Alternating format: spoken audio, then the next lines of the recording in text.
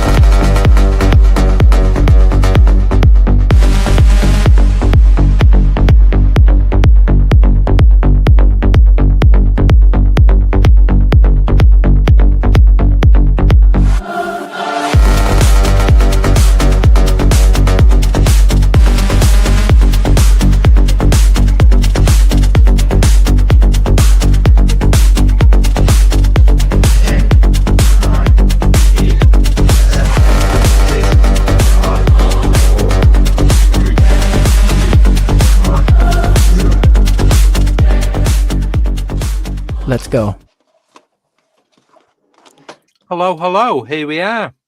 We're only 25,000 days late, but anyway. So, slight change of lineup. Abby's not feeling too great. Vincent is a no-show. And that's it. Everyone else is here. So, we have B, who is Brianna Noonan. Welcome to the show. Noonan, but thank you. Noonan, sorry. That's how you say. I didn't know that's how you say your last We'd name. say Noonan in the UK. So it is a European last name, but it got changed to Noonan via my ancestors when they came over. Oh, sorry, I apologise. Oh, you're fine. You're fine. So, B is part of the New York Corgi Club with Nicole. Yes. So, and then we've got Mike Millward, one of the local residents that we meet up with when we go down to Rendlesham. Welcome. Is he still there? Is he moving? Yeah. Yeah, cool. We've got Andy H is back last minute, so he doesn't have a pizza, but he does have a pizza oven in his back garden, so I don't know what his excuse is. We have Tim Smith, who lives up the road, has sent him numerous voice messages about having a pizza, and he doesn't like pizza, but he didn't tell me that till after he came on. I've got an imaginary one with cheddar on it. Yeah, so he's already got a black mark next to his name. And we have the wonderful Heidi Popp with pepperoni pizza. Welcome. It shall be gone soon. Then we've got Michael Kopf, who's literally just got his pizza delivered like 10 seconds ago. And then we've got Toni from Moonlight Paranormal, who I know through Tim. And we've been out investigating over at the hangars in the other side of Northampton. Toni doesn't have a pizza because she's had to go out on an emergency run to the hospital. So I don't think they'd appreciate her just sitting there eating pizza in the car and filming herself. The day that I have pizza. Pizza's in her Nobody mind. else It's has fine. pizza. Yeah. So, Nicole, what pizza do you have? I have chicken bacon ranch. I had that too. I ate mine. She's at it. It's gone. It's gone. So, welcome to everyone in the chat. Thank you all for coming on. Elaine and Midwest and Baby doing the moderating. Thank you. It's going out on the two streams on landscape and portrait. So, and that is it. Everyone else that was coming on is either not showing up or they can't make it for whatever reason, which is fair enough. So, each guest has a number. Each number represents a topic of the paranormal. Now, the guests have been given their number, and just so they can remember it, because I might delete them. And then, well, but I could say off air just a minute ago. So I've used ChatGPT to create the topics and then given the number. Then I've put each of the guest names in, and it's like given a number, and I'm pretty sure it knows what you guys are up to because of the numbers that you've been given and going with the topic you're given, over than Andy, who's got the shittest one, and he's going to have to do a shit ton of research, and that's his own fault for not coming on with a pizza. But we shall see. So I think Og should shout out the first number, and then we'll go from there. So any number between 1 and 8. Oh, there is a wild card number in there for me and Nicole. And Nicole doesn't know what that one is, but you'll like that because it's something we spoke about quite a lot. So, who knows? That's my guess. So, we just wait for Og to type a number between 1 and 8.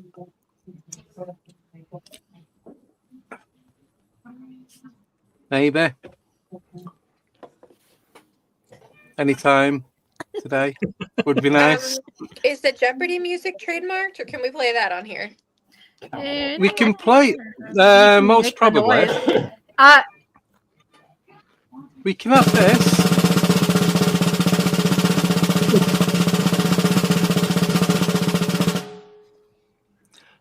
So she's gone for number 7. Okay. Are you ready? So who is number 7? That's Mike. I'm not going to tell you what you are. I'm going to put it in the chat so everyone can see, so I'm not cheating.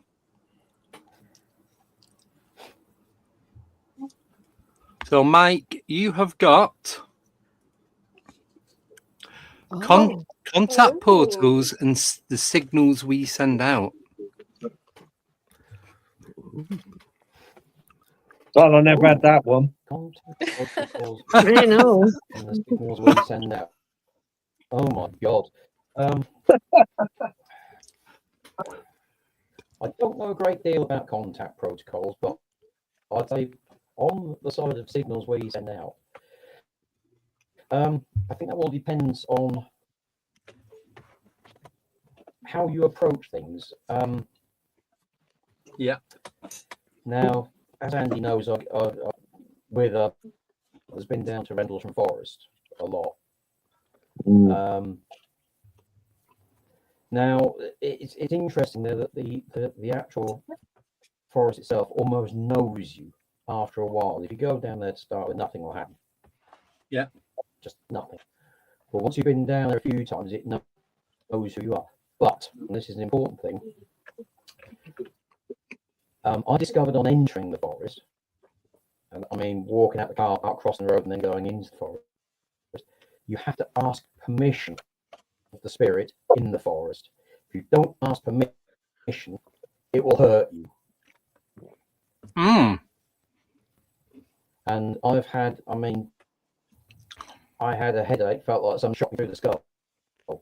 And I thought, oh, I forgot to ask. Walk back to the road, ask permission, walk back in again. Gone instantly.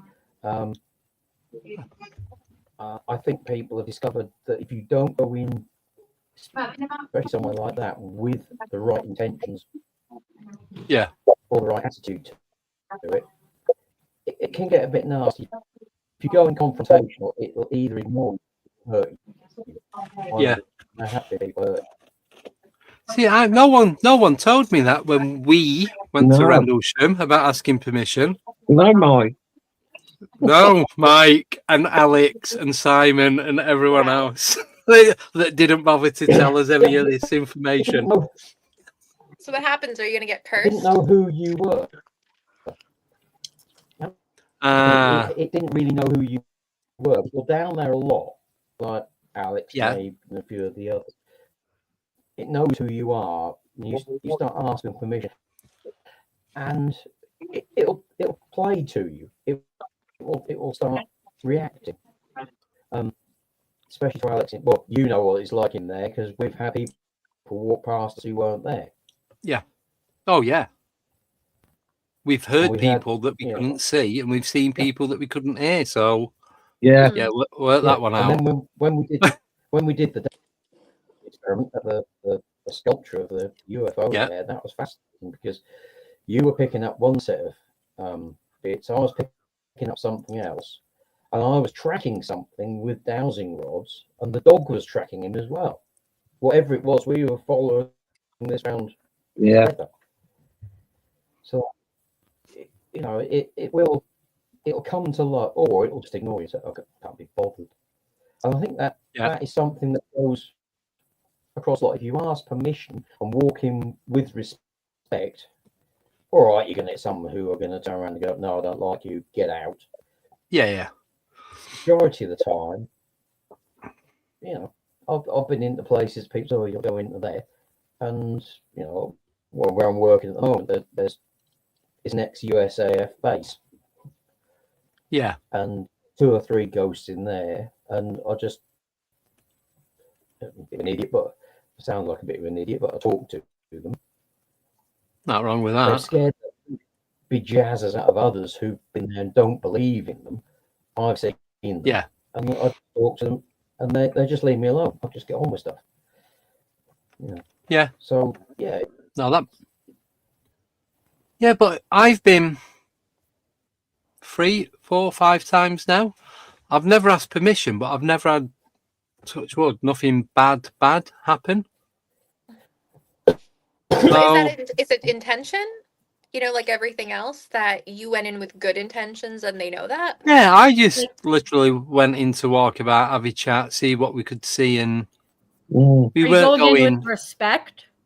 Just Yeah. out the bat? Yeah, that's It's why. like Going in it with go respect anywhere. out the bat. Yeah, you won't go around your mate's house and start shifting stuff about. Look, shit, they're moving that. You know what I mean? You don't. I might do Depends now. how said good of that. friends you are with them. Yeah, Tim, I'm coming round to yours tomorrow. You better hide stuff. No, but yeah, I get exactly what you mean, though. It's if you go in with that intent and respect of where you're going, I suppose it's going to read what the reason why you're there and your pretenses are. I'll use Rendlesham because I've been down there a lot, but there are people who go in there, I'm going to prove this one way or the other. Mm-hmm. And it'll either not do anything at all, or it'll kick off like it has done with some other people we know. Mm-hmm. Or, you know, you've got people like Ronnie who's been down there, and he's that area is a bit like it's a bit like a crop circle. The energies in there will either make you feel okay, you won't feel anything, or it'll make you ill. And I know people who've been in there come out feeling great. I know people who felt absolutely nothing. And there's like Ronnie Dugdale, he went in there and he was really ill for a fortnight. Yeah. Yeah. But I think it depends on how you go in. If you go in a confrontation, like I'm going to prove you don't exist, it might turn and say, all right, I won't exist for you. Or it'll, you know, I've had things thrown at me in there. I've had a pine cone come whistling past me. Oh. And there's nobody around. And that's just in that you're talking more so like in like the woods and everything too, like other entities besides like. Yeah. There's all sorts in there. Like There's the elementals tons of stuff. Because like elementals, it's the same thing with like the deities and everything. I just saw a whole video about a statue in Egypt, and everyone asked the one statue for permission to go see the statue of the goddess. And if you don't get permission, you gets fucked. Yeah, Never-ending gets story. fucked. Yeah. Now that it's quite interesting. That so the statue of Sekhmet, which I think is the one you're talking. It's in its own little room, is it? Away from everything It's the one that you have to like bribe to like get shown. Yeah. Yeah, they're on a good thing there. Now then, jumping off to one side, I'll probably get a gong for this because I know what he's like. I'm keeping me on the time, don't worry, mate. I'm going to get the gong. Andy knows a photograph that Alex has taken of his daughter and granddaughter standing by. Yeah, seen that. Wow. He knows what the picture is. Tim's seen the picture as well. Yeah. The picture is weird because there is somebody standing behind his daughter and his granddaughter who is perfectly in focus to the point you can see the folds of material in the whatever it is they're wearing. Perfectly in focus. Can I just jump in on that? Oh, it's right. You're going to say it. Sorry. I know what you're going to say now. Daughter and granddaughter. It's almost as if the second he pressed the shutter, the whole shot just jumped to one side. Yeah. It's weird. All blurry. Now then, Sekhmet. I've seen a photograph. There's a woman called Johanna James on there. Somebody took a photograph of Sekhmet, and it was the opposite. The room was clear, perfectly in focus, but Sekhmet had jumped to one side. Yeah. Mm. Now, you've got And to then there be was done the same thing. And then there's one of the, I saw also the one of the guy who took the photograph, and like the screen's just completely black because he never got the permission. His camera ended up breaking. And then the woman, she had to go, she went through 3 different times to try and go see the statue. And on the 3rd time, she finally got permission, and she got the picture of like in front of it. It was like moving in front of it. I don't know what was moving in front of it, It's but it almost was as if some they sort know, of. and Yeah. Yeah, it's weird, really weird. But you know, Andy knows the photo, Tim knows the photo. It's something that he's a bit defensive about, because a lot of people just look at it and go, yeah. But you know, I'm talking about when I say Andy Holland, Simon Holland, don't you, Andy? Yes. Yeah. Yeah. Simon Holland is an ex-BBC producer who interviewed Alex, or Alex interviewed him. Alex showed him the photograph, and you could see the look on this bloke's face was, oh yeah, he's just taking a photograph, this, that, blah, blah, blah. And then he asked him what camera he used, and he turned around and said it was an Olympus OM10. Now that is a good camera. Yeah. That is a very good camera. And the look on his face, the second that Alex turned around and said it was an OM10, was, oh my God, this is real. This picture is real. Yeah. And it is so weird. This figure is perfectly focused, but looking away. But it's the fact that he doubted him in the first place. That doesn't ring right. Not to me, anyway. It's just looks like that there's another person standing in the photo, doesn't it? Yeah. But just quickly, because I might have to gong myself at this rate, they've got the hat on and the tunic comes up, and they've got the bit that goes like that goes over the bum. It looks like a woman, but it's like the fishtail of the tunic. That's very similar to what I seen when me and Alex went. It was walking through the trees coming towards the side in my peripheral, and as I turned full on, nothing, and I couldn't refocus, so I didn't see it again. So that was that. Yeah. Oh, and it's something you guys from America. It's one of those things, you know, people say, you've got your Roswell, we've got Rendlesham. But it's one of those places people will say, oh, it's just this, that. Yeah. They'll dismiss it until you go there. And when you go there, it's there's something about that place. There really is something. The history of it's fascinating. Yeah. Need to go back soon. Right. Anyway, before I gong anyone, next number. Come on. Big Red, choose a number between 1, 2, 3, 4, 5, 6, or 8. And we'll have do you want a drum roll?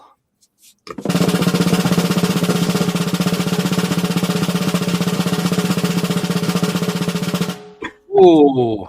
4. So, who's number 4? Who's 4? That would be me. With this little number 4. Oh, right. Are you ready? What is the topic? As ready as I'll ever be, I guess. So you have... Ooh, psychic phenomena and remote viewing. There you go, Michael. Ooh, I like this question. See, I knew it. I told you. So am I supposed to give my opinion on it or explain it? Both. Okay. So psychic phenomenon, that is where you can, it's kind of like your intuition, where you'll get a feeling of taking a right or a left on the road. And it's really, I feel like it's your inner voice and your inner self talking to you, helping you and guiding you to keep you from making mistakes or choices that you may not be able to take back, but most you can. And remote viewing is a little bit different, and so I'm going to spend a little bit of time on remote viewing.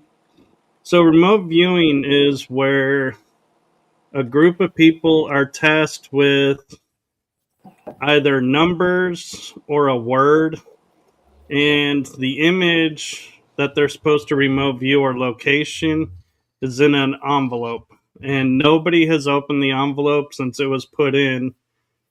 And everybody just sits, puts themselves into a trance state, and thinks about the word or the numbers and starts writing down or drawing what they're seeing. And the amazing thing is, a lot of people can be getting like a color or a location or a different a vehicle, so to speak, but nobody knows what it is, and it's not revealed until everybody shares what they've come up with. And so remote viewing is really getting in touch with like your third eye and trusting yourself to see and trust what you're seeing before you with no help. Where psychic phenomenon, those are, you could be looking for a missing person and you've heard the reports and you're like, oh, I'm getting a vision of this forested area, and you can help guide people that way. So it's a little similar but different than remote viewing. Yeah, thank you. Anyone else got any of their take on it? Yeah, well, sorry, go on. Mine was just gonna be like, I get there's like this whole thing right now. It's like resurgence on like TikTok and everything in social media. There's like the gifted and talented program. Like, I don't know if Nicole's seen it, but like the gifted and talented program with like, they gave us headphones, they gave hearing tests, and people just don't remember. But there is the conspiracy that program was used by the government to try to train us to be able to do remote viewing and open up that third eye spec. And the more I read into it, the more I'm like, I remember partial little things from my childhood. And that's crazy because my intuition is like off the rocker recently, and it's projecting more so as anxiety more than anything else. So it's like I get too many gut feelings about stuff. So it's like really weird to like think about how like that as a concept where it's like a conspiracy regardless, but that like the fact that that's like now even a topic that's being talked about now in recent years. Yeah, it's interesting you bring that up, B, because that is something I've come across a lot of talking with people, and it is a legit program, and they do wipe your memory of it so that you don't know that you participated in this. So I would say, if you're remembering it and you're starting to have memories of it, a wise friend once told me the only way you could know it is by remembering it. So if you're remembering it, you had to be a part of it. Yeah, it's just like crazy that like, and I guess like not in the most sense of like that, but the fact that there are these like options and like, because kids are the most like susceptible to like most stuff. So the fact that you're getting trained young to be able to even do that kind of remote viewing and everything, and it's going on for years, is like kind of insane that you're trying to train people and not tell them. Yeah. I mean, I'm open to it, but like, let me know. I was going to say, just like a lot of things, there's a dark and a light to it. Because I know I work with some kids. We're working with the Mindsight Institute. We're doing the whole, there's kids I've seen play soccer blindfolded, and there's a whole nother level of that kind of stuff I'm going to.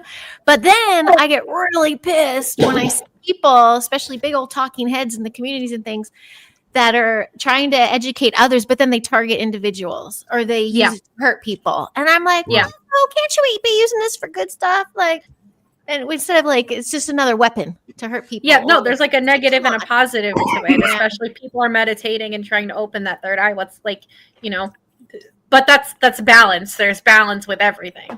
Yeah, true. Yeah. Tim, what were you going to say? No, B, you covered what I was going to say, basically. So, no worries. Reading your mind. There's my Yeah. remote viewing. Literally. Anyone else have any input? That'll be no then. It would be yes. Sorry. I know back in the Cold War that the Russians and the Americans were very heavily into it, and they did a few films and what have you. And the British forces were heavily into it. So if they're going to invest that much, there must be something behind it. The remote viewing. There's I could say more on it. I'm not going to the minute because it's a wider subject covered in different ways. Yep. No, thank you. Right. Can somebody else want to pick another number? Zeno, do you want to pick a number if you're still here? You've got 1, 2, 3, 5, 6, or 8.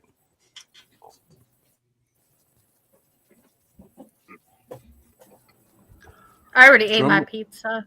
Sorry. Have you? Sorry. It's fine. Reading the chat. I have the chat.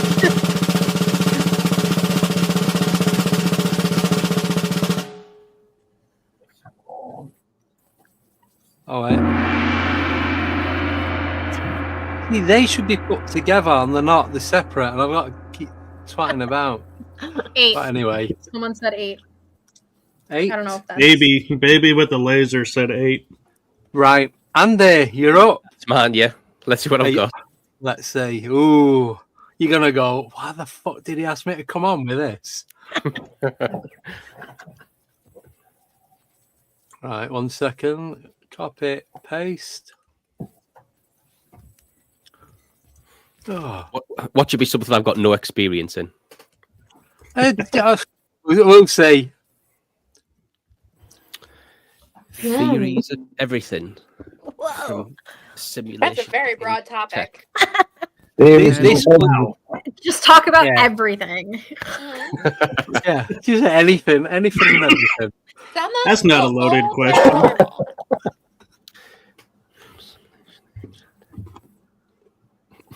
Right, I'll start off with ancient tech.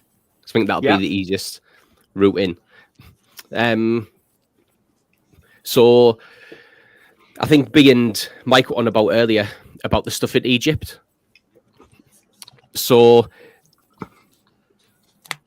in my opinion, mate, so the pyramids may have to have been made with something ancient, some ancient tech that we're not that we're not tapped into. Now, whether that is something to do with vibration that can lift 100-ton granite rocks, or whether it's some type of energy plant, or whether it's something else entirely. I think we would struggle to do it now. I don't think we could do it now, to be honest with you. So however they did it back then, the tech they had back then is far surpasses ours. Now, the fact that people don't want to investigate that side of it, to me, speaks volumes, because it would rewrite everything that we've been told. And I think it would time back. I think it would push the timeline back a lot further. And people don't want to have those conversations. Go on, B. Do you think that maybe in a concept that whatever they did was too easy for us to even comprehend now? Like, do you think maybe they simplified it to the point that we've become advanced in what we're doing, and we're too focused on like the more like I guess electrical aspect of tech versus like the very basic part of technology? Because if you think about it, like that's like you were saying, vibrations are using the earth and everything. So would you think that maybe it was very simple to understand, but now because it's too simple that we just would never grasp the concept? No, I think they went in, like you said, where we've went the electrical mechanical combustion way. I think they went a totally different way, and I don't think we would be able to comprehend it. And I think the best way to describe ancient tech and what they had. So when I was in Afghanistan in 2013, I saw UFO when I was over there, and that looked. Has anyone seen the video of the Mosul orb? It looked No. like if you go to YouTube, mate, type in Mosul Orb, but that was in Iraq, not Afghanistan, and that footage was from 2016. So I saw that 3 years before, and that to me always had a feel of some ancient tech to it, and I don't know why. I don't know where I've got that from. You know what I mean? I've got no I've got no other explanation other than that's what it felt to me. And I think a lot of these stuff that is reverse engineered, I don't necessarily believe. Well, some of it will obviously be from ETs or insert whatever word you want. Yeah. But I think some of the craft you see, I think is ancient tech that's been found, and the reverse engineered it that way. I think it's a mix of the two. Yep. I've just got the image of it up. It's not what I thought it was, but I have seen this. Yeah. So this Mosul Orb. So this is the one. Yeah, there you go. Oh yes, I have seen that. Yeah, when I googled it, it said the jellyfish. Oh yeah, 'cause Oh, yeah. I think it's often in the video with like the squid kind of UFO. Yeah, it is. Yeah. Yeah. So that footage there, mate, is from Iraq, and that's 2016, and that's going through a military base, and nobody saw it. Yes. And so I saw that 3 years earlier, but in Afghanistan, and that was above. That was sat directly above my vehicle, and so I was firing at the time. I was firing a missile system that was classed as secret. Yeah, and that was sat directly above my vehicle, and we were laid on a fire mission, and there was no sound, there was nothing, and the lad who was sat next to me said, "There's something in there." So you've got something called a deconfliction zone, which is like an how to describe it. Imagine like it's like an invisible tunnel. It's probably the best way to describe it. An invisible tunnel, and aircraft get given, mate, the coordinates of this invisible tunnel, and that's so when you fire a missile, they don't fly into your flight path, if that makes sense. Right. Yeah. So when we were laid on this fire mission, that got sent out. So there should have been nothing in that zone, and that was directly in front of my missile. And when we fired it up to command, they said that there was nothing on the radar. They couldn't see anything, but it was directly above the hatch. Now, when I armed the missile to fire it, it shot off. Yeah. So it knew. It had to have known because it was sat there for maybe 3 to 4 minutes, just hovering above us or stationary.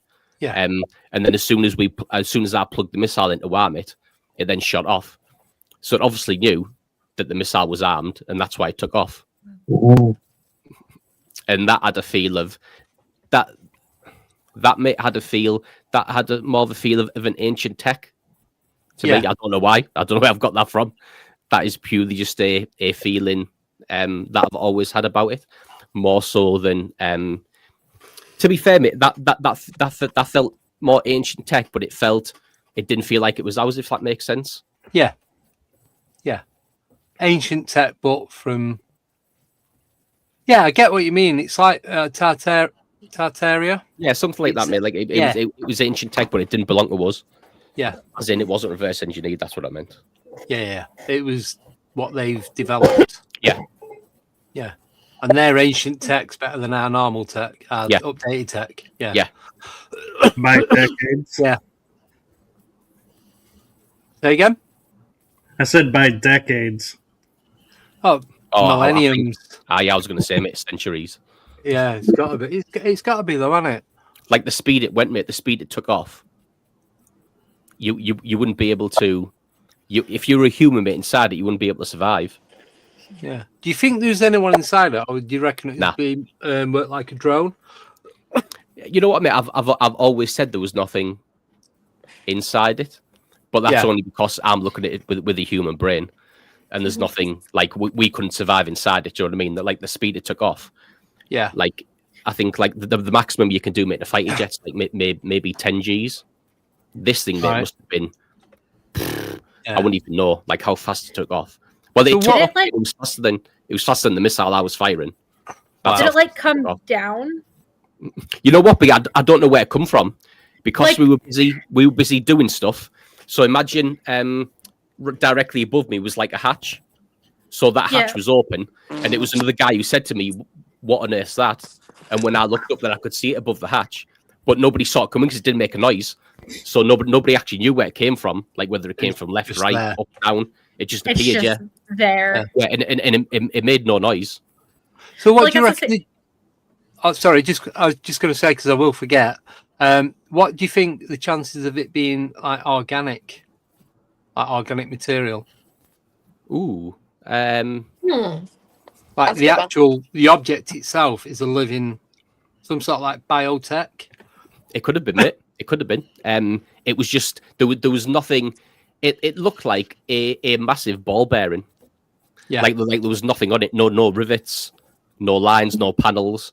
It was just purely smooth, like a pure. But it didn't move in any way that any aircraft would move, or helicopters, or anything like that. You said you were with the military when you saw that, correct? Did Correct. they like whisk you off in a room and were like, you saw nothing? Or were they on it? No, they never. Yeah, Red and Black. Just... Nope. No, nobody ever did. There was a piece of the only time I ever got told to is stop talking the right word, or maybe the only time I ever got stopped to ask questions was there was a piece of equipment that was on our base on our FOB that was made by Lockheed Martin. Yeah. Now that piece of equipment was designed to, if somebody fired, I don't know, say they fired a missile at us or they fired something at us, it could pinpoint where that came from to something crazy within like 2 meters squared. It could pretty much give you a pinpoint where it was. Now that was sat on our base doing nothing for must have been 5 months. And when I asked, so the first question I asked was, why is it here? Because we weren't getting attacked, but the other bases around us were. And the lads who I worked with who were in a different base were getting attacked every day. I said, well, surely it would make more sense to put it there. And then you could find out where the bad guys were, essentially. Mm-hmm. And that's the only time I ever got told to stop asking questions. So it was obviously there for some other reason. Do you know what I mean? And the only thing that made sense was it being there to pinpoint where that thing came from. Because once that thing had been and then it disappeared, that piece of equipment left. Wow. Yeah, but it's like I was just thinking with that though. What if that device was, like you said, it was there to pinpoint what was going on? What if it wasn't for that? What if that device was actually stopping you being attacked? It was some sort of shield device. Yeah, maybe. Could it have been that? And could it have been being used without you guys actually knowing it was active? Oh, 100%. It could have been used. It could have been used without was known, I suppose. Or because of the fact that you guys weren't getting attacked and the other people were already getting attacked, there was no point for them to essentially have it, because if it's going to detect, that's going to shoot off, and then you're immediately going to know someone's attacking. Like if you're already being attacked, you don't need the notification. You know what I mean? No, you don't. But you would need to know the whole where they are. Yeah. Where they are. Yeah. Fire back. Fire back. Yeah. Where to hit back. No, because I was thinking, what if that was actually active, and that's why you weren't getting attacked? Because as it was, whatever they were shooting at you, it was picking it up before it reached where you were and intercepting it, and then destroying the coordinates of where it is being sent from. I know it's a bit of a stretch, but to be fair, mate, the biggest stretch is seeing what I saw. Anything, anything after that is probably the easiest. Is probably the easiest thing to explain. I mean, the only thing that ever did happen, like an American guy with a suit and a briefcase. I've never told this before. An American guy turned up with a briefcase and a suit, and he came down to the ops room where we had all the secure laptops and the hard drives, and he said that we we had footage we shouldn't have had, and he plugged like a little USB pen into the laptops, and it came like all the screen went like Matrixy. Oh, and absolutely everything got wiped. Everything. Wow. So all our mission footage, all our PTIDS balloon footage, all the satellite footage, everything got wiped. Like absolutely Wow. like me. Like and we'd been working on that for maybe 4 months, and we had to start again from scratch. They weren't messing about with that, was there? No. I have an interesting question for you, Andy. Yeah. Was that device on the base when you saw what you saw, or Yeah. So I wonder if they were connected. Like it was trying to figure out what that device is. Mm. Oh, Yeah, potentially. oh, maybe like Michael just said, them devices were connected. So you've got the main active, like the actual rig of what was on the base, and this giant ball bearing, so to speak, that you seen. That was it was transmitting from the base unit to the sphere, and that was going out, finding out where these things were. Nah. And No. could that not be deactivating them? It wasn't that thing that was above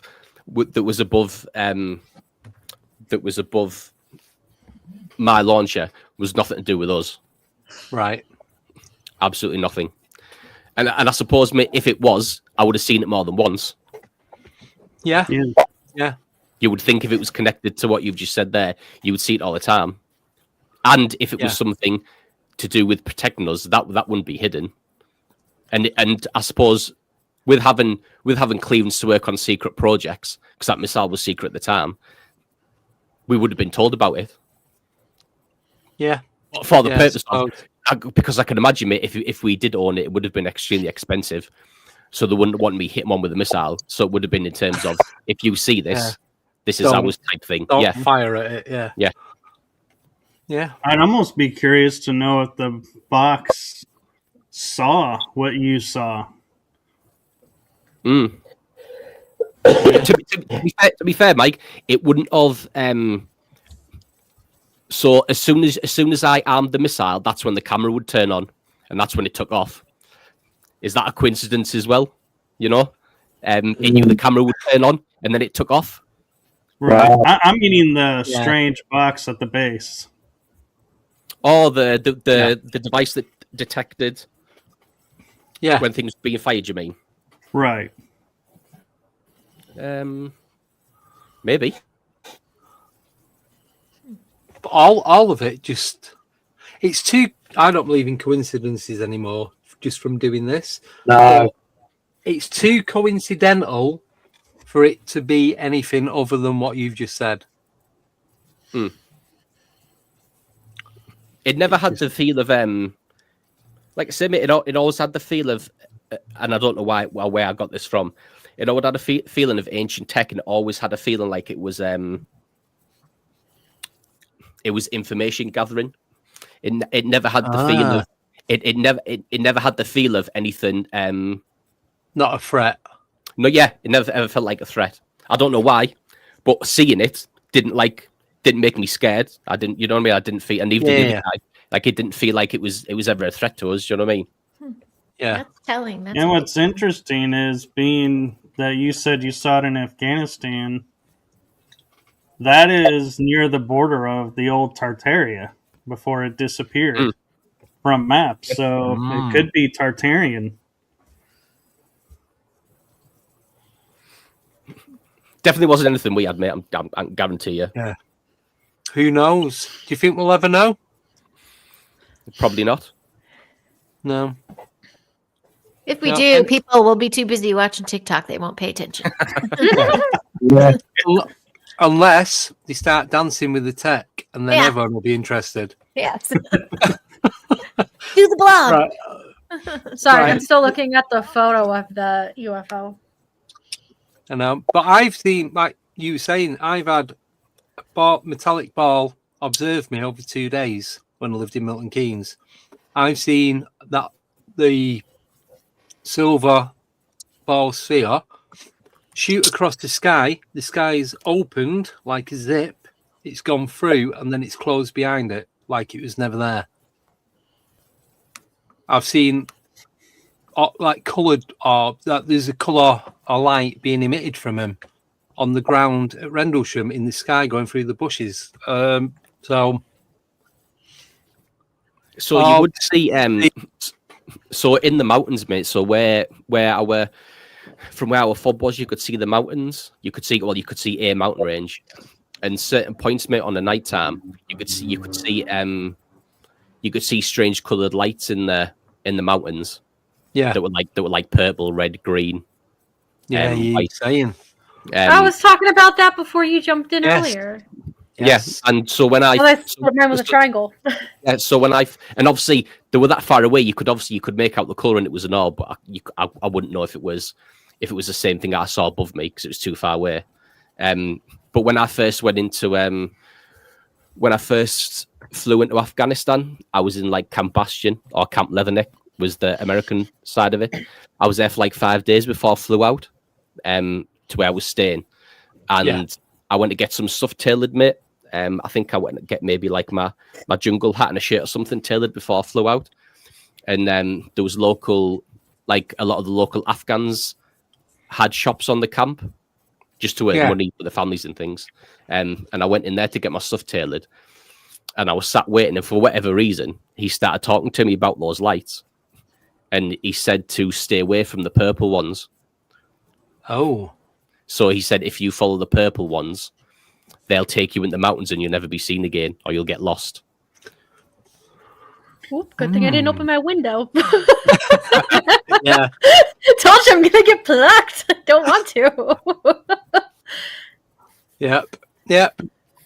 It's interesting you say that, Andy, because when I was in France at the foot of Rennes Chateau, I just love saying that name anyway, but while I was there, we were looking by the Tour Magdala out, and behind the mountains were these bright lights. And I thought, oh, that must be a city. But then when we walked to the other side of the tour, there was a city down below, and they were like, you could barely tell they were lit. It was like old orange lights, the old style. So I was like, it had me thinking in the back of my mind, are those UFO bases on the other side of those mountains? I mean, so the ones I saw, mate, they must have been what? I think the mountain range must have been what? If memory serves, mate, maybe 3.5, 4 mile away. So for me to see them as big as I did, they must have been pretty, like to scale it down, they must have been pretty big in between the mountains. I suppose, to be fair, mate, if they were that far away, it could have been a cluster of them and they look like one big light potentially. Yeah. But it's still a lot to see and a lot to take in at that distance. Yeah. Lucky man, that's all I'm going to say. Ooh. Yeah. I'll do you a favour, mate. I'll swap you that sighting for something to do with Bigfoot or Dogman or something. I'll swap you. I can give you that Dogman footprint that I found at Dane's Night if you give me that sighting. Definitely. Right, should we move on to the next number? Yeah. So you've got 1, 2, 3, 5, or 6. So anyone in the chat, first person to type one of them numbers. Go on, Nicole. Seeing as your internet's not working, let me do it. Oh, we have a 2. Number 2. That's Toni. She's not here. Was it not? Oh. Oh, I think that was Toni. Right. Yeah. Shall I do this one then? Well, we do have Steven saying number 5. She might come back yet, might she? Yeah. That's well, me. should we do I'm number 5 then? 5. Right, let me change it. So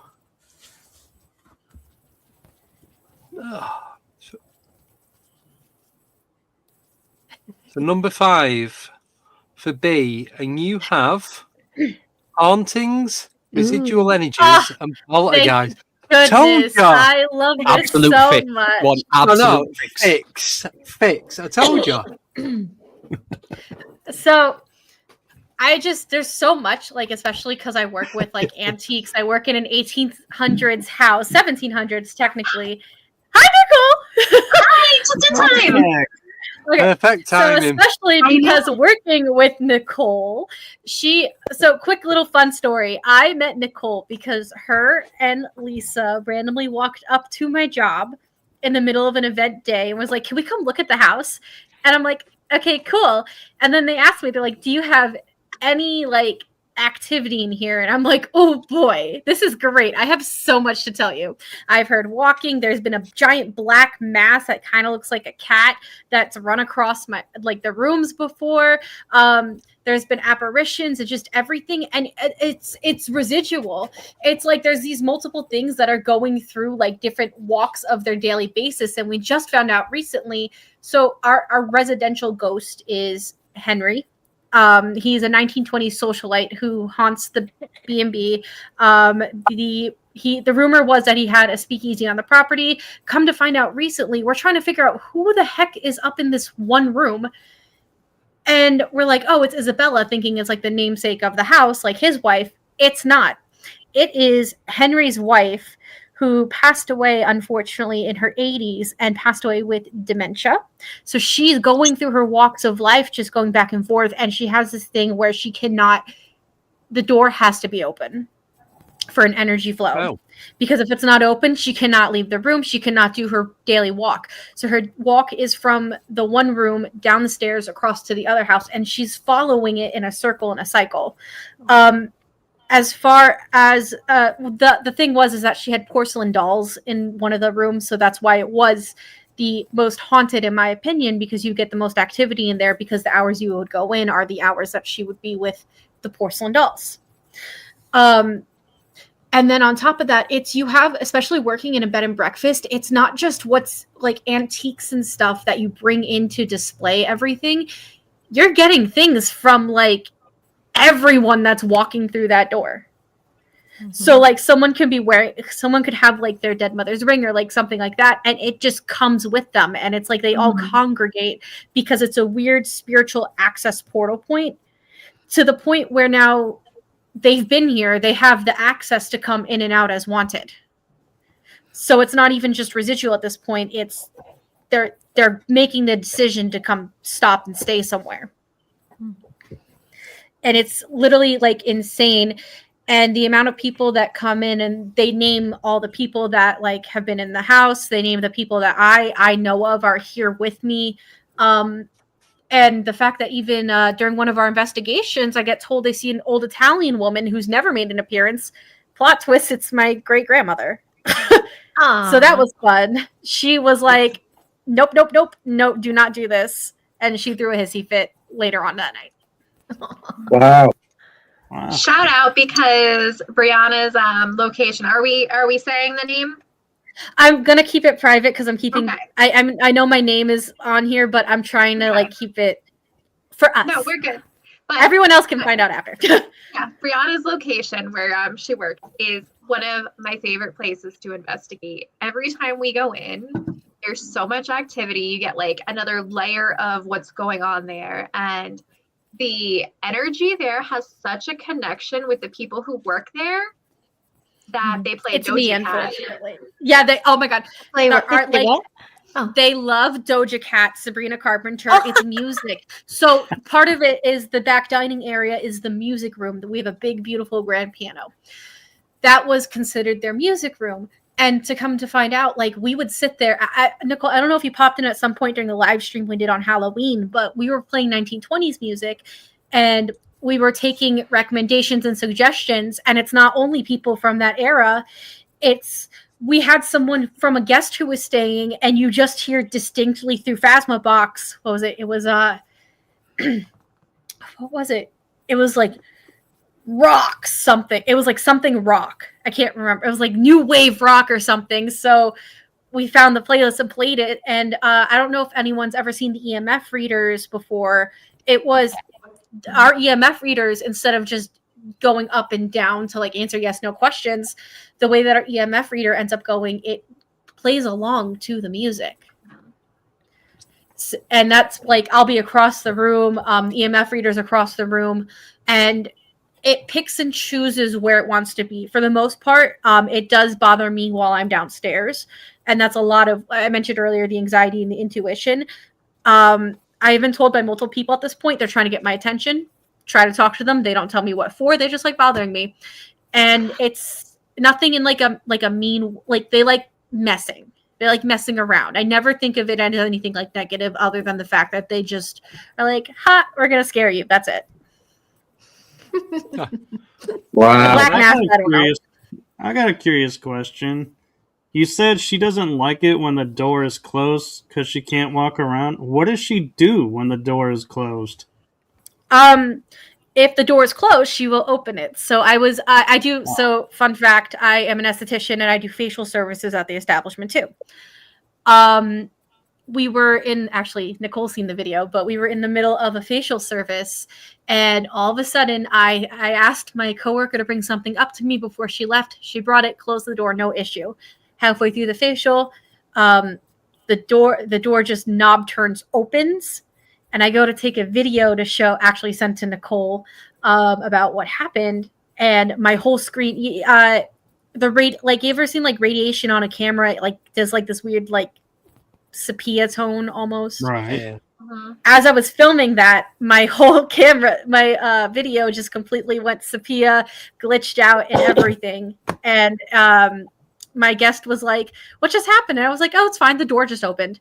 But they've learned to knock if they want the door open. They've learned to knock, because I've had to go up there and say, if there's people in the house, you can't scare them. There's only, it's kind of like, I feel bad for saying like training like a dog or like teaching your kids how to do something, but like I have to tell them to stop, because if they don't stop, they're knocking on doors, they're opening doors, they're closing doors, and they're just walking around and causing utter chaos.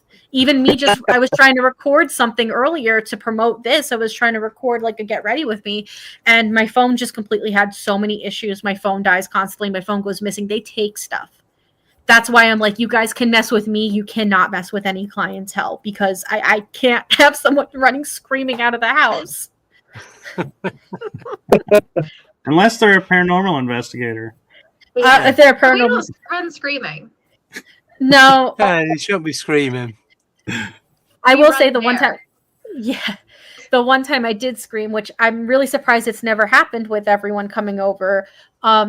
We did open up on the haunted history trails to like let people come do mini investigations if they want to in their room, etc. Just, it's another thing for us to be on to get bookings. And someone came over and recorded their YouTube video, and in said YouTube video, they were messing. Henry was messing with the mag light, answering yes, no questions, and we see a light go off. And we're like, oh, because the fire department's across the street. We're like, oh, the fire trucks are going without the sirens right now. That's probably what that is.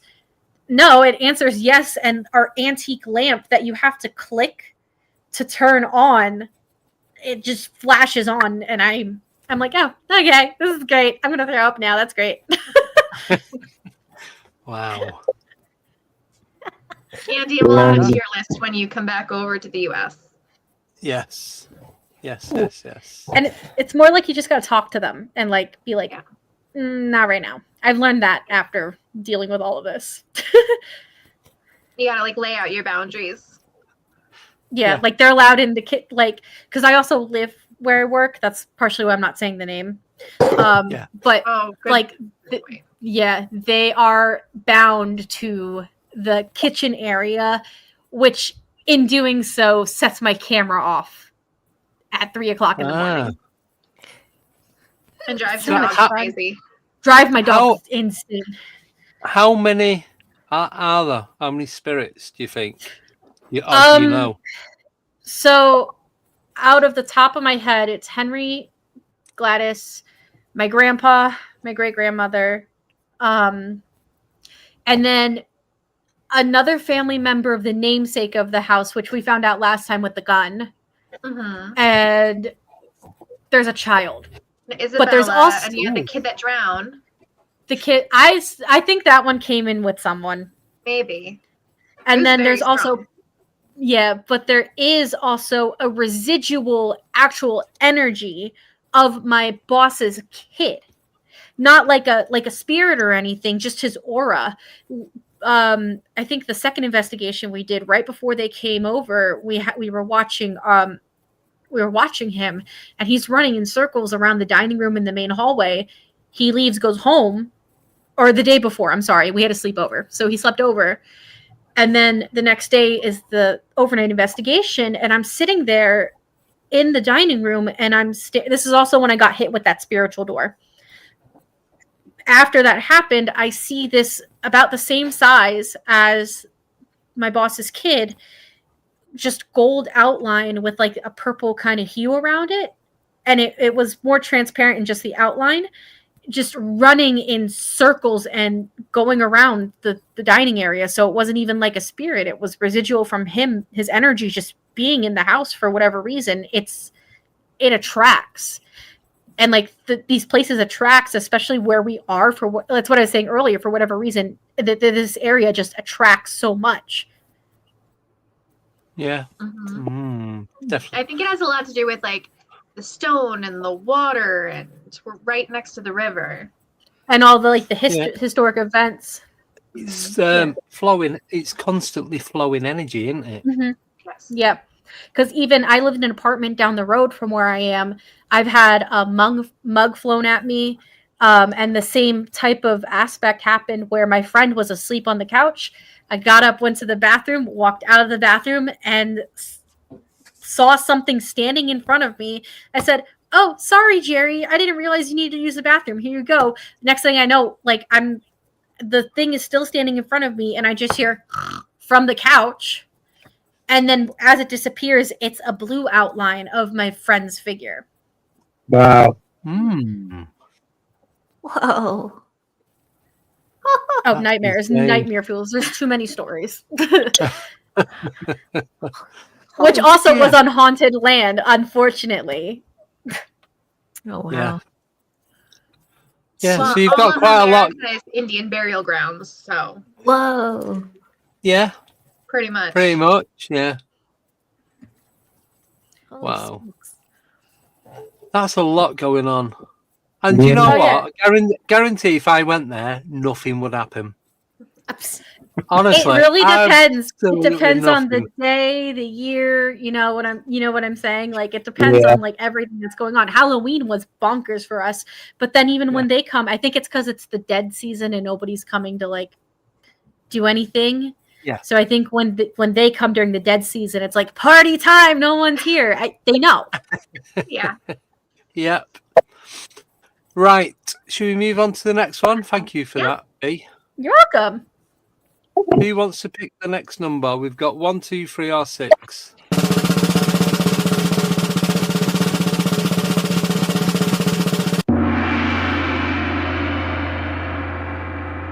How smooth that is and everything. There's no gaps or Like nothing. it. I like I it. know. Just don't use the fountain one. That one goes on for like ever. Does it? Right. So just wait. I'm gonna Oh, excuse myself for a second. yeah, that's cool. So just waiting for someone to pick a number. Number 3. Oh, Ooh, who's number 3? who's number? Number 3, I think, is the wild card. Oh, yeah. No, is it? I think so. What a Let me memory. check. I know. Well, Yes, you're number- prepared. I'm You are- awake apparently today. You are way too on it, Mr. Cott. Andy doesn't even know his own topic. Oh no! Right, so this is for me and Nicole. Number 3. I forgot. I just remembered. Yeah. Right, I'll wake up in a moment. Don't worry. I am still All here. right, I'm ready. So we are doing cryptids and interdimensional beasts. Oh, you Squatchies.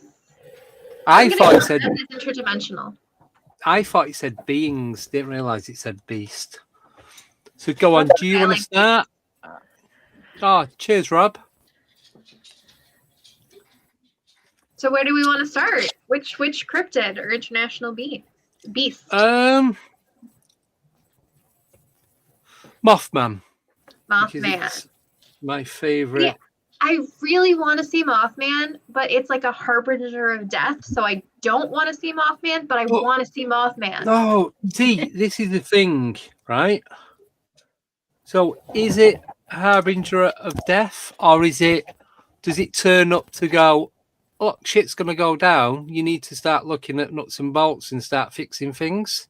Yeah. Like the Silver Bridge and Point Pleasant.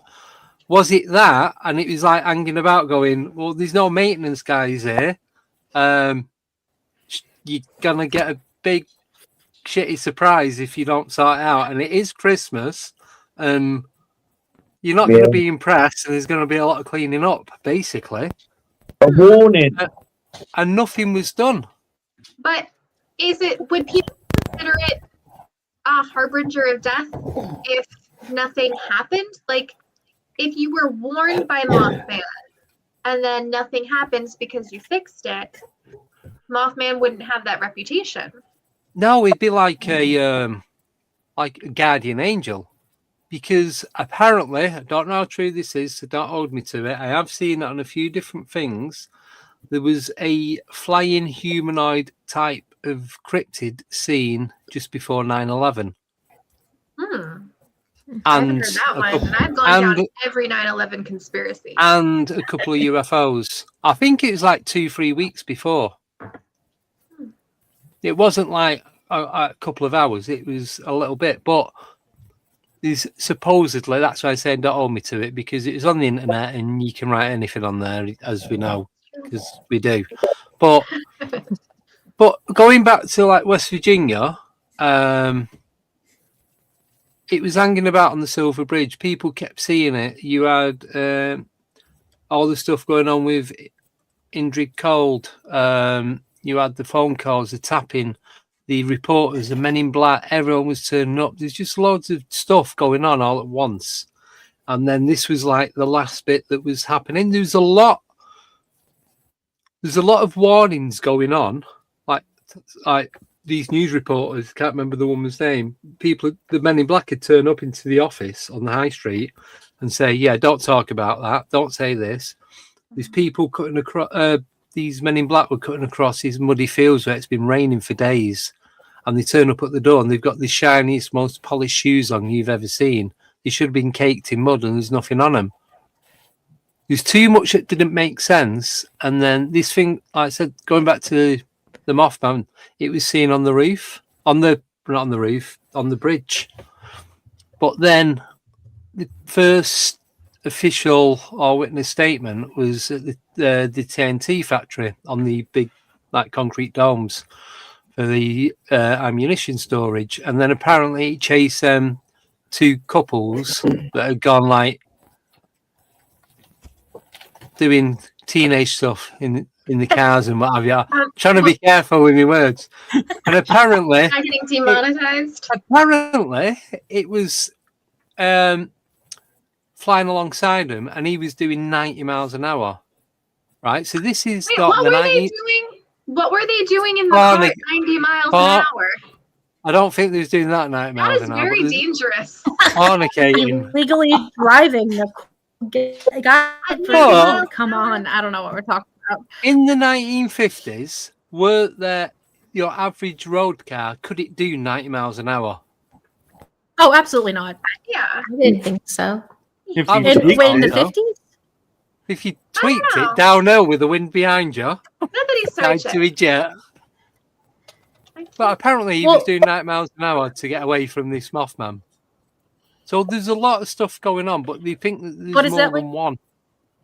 Is that like an exaggeration? Sorry. It's like an exaggeration, though? Yeah. He's probably like he was like, I was going 90. Yeah, he's probably doing 35. Their top speed their car top speeds vary wildly, with average sedans topping out around 70 to 100 miles an hour. In the 50s. In the 50s. They're using some kind of scale. I don't believe that. Because they were doing teenage stuff in cars going 90 miles an hour with Mothman flying behind them. Like a weird kind of drifted. So there's parts up. There's parts up at the there's parts up at the TNT area, and then there's all this stuff. So they got in the car and it started following him and chasing. Oh, you know, it could have been a not air balloon. I was doing. Wait, 100. was the topic Mothman? Yeah. Yes, I well, was it's doing. an interdimensional being. I was doing 195 miles an hour, and had a real life hot air balloon kept up with me for 382 miles, and then it vanished. You heard it on the internet, people, so it must be true. That's true. Wait, do we talk about the Mothman statue? Oh, they have Mothman in Chicago. That's the thing I texted you about earlier. That lady in Chicago. There is this woman on TikTok who tells all of these like supernatural stories. Chicago has gargoyles, mermaids, Mothman, vampires, literally everything. And my favorite video is the lower whacker gargoyles. Yes. She maneuvered down there by accident, like lower whacker. She got down there by accident doing Uber delivery. And her car got stuck and she heard a growl on the outside of her car. She booked it out of there, but she's worked as security and like Chicago's crazy because it's a city on top of a city on top of a city. Yeah, Mothman! Look at his butt. I grew up in You Chicago. gotta put a coin in it. It's good luck. It's been Timo again. You Timo again, Andy. Oh, eBay. Timo. eBay. I got an amazing. It's my favorite cryptid. I got The an balloon story amazing. gets more fantastical every time. Before long, Andy will be on the balloon. I got this on eBay 2-3 years ago. I was bidding Christmas Eve, and it was ending around 10 a.m. Christmas Day morning. I think there was only me bidding on eBay at that point. This is the one out of Not Fallout. surprising Christmas Day. So, this is the one. Obviously, it's a replica of the one outside the Mothman Mount Pleasant. Museum. But this is the one out of Fallout 4 computer game. Yeah. And I paid these when I bought it. They were selling for £170. Jesus. Yeah, I got that for Wow. £27, including postage and package. Right? It is now put another £100 on top of that. You're looking at nearly 300 quid. Oh, it was. I should see if I can find one of my a last Mothman stickers to send to you. Yes, so you can't have too many Mothman stickers. You know, remember Zoo Pals? Yes. Who? I made a little. I made stickers, and they're cryptid pals. Oh, God.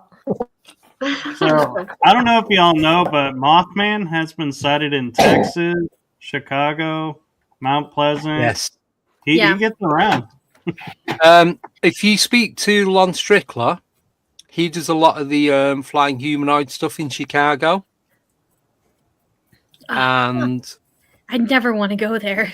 It sounds Oh, it's awesome. There's demons there. Michael and I are Chicago. I was a Chicagoan, but I get it. I get it. All the dark and light. But now I'm LA, so which is worse. It is worse.